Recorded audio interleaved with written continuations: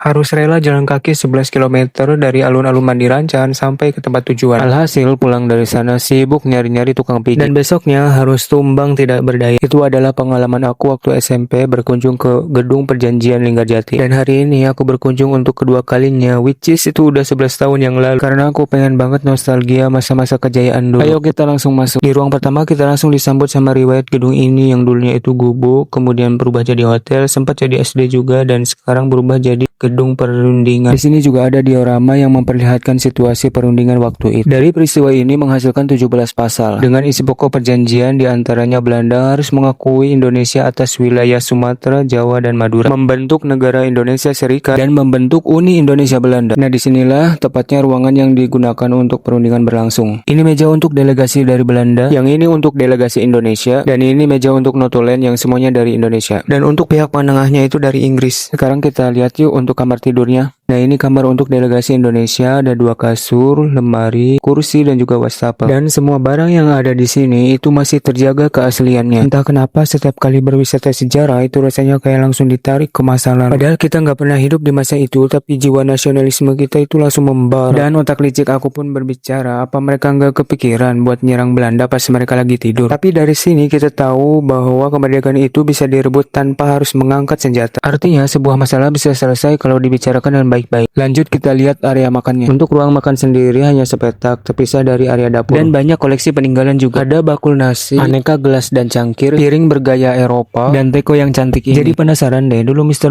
Belanda itu makanannya apa ya? Sekarang kita lihat ke kamar mandi. Untuk para delegasi nampaknya hanya sederhana. Tapi khusus untuk mediator dari Inggris itu ada kloset duduknya. Rasanya pengen banget mandi deh. Ini airnya dingin banget woy, soalnya berada di kaki Gunung Ciremai. Gak lengkap rasanya kalau kita nggak ngelihat pemandangan yang ada di luar. Ini yang buat aku salfok dari tadi, area taman yang sangat luas. Ada kolam ikan, pohon-pohon yang sangat rindang, ditambah udara sejuk dari Gunung Ciremai. Ini yang menjadi alasan kenapa tempat ini dipilih antara Jakarta dan Jogja. Aku baru tahu ternyata di sini juga ada rusa ya. Geser ke bagian timur ada patung monumen perjanjian. Dan disinilah area yang menjadi favorit pengunjung. Karena selain luas, area ini juga sering jadi taman bermain anak dan tempat piknik. Dan aku nemu spot yang cantik banget boy. Asli sih ini rugi kalau nggak bikin konten. Tapi jujur malu banget di sebelah ada yang lagi piknik. Ya udahlah ya, kita gaskan aja.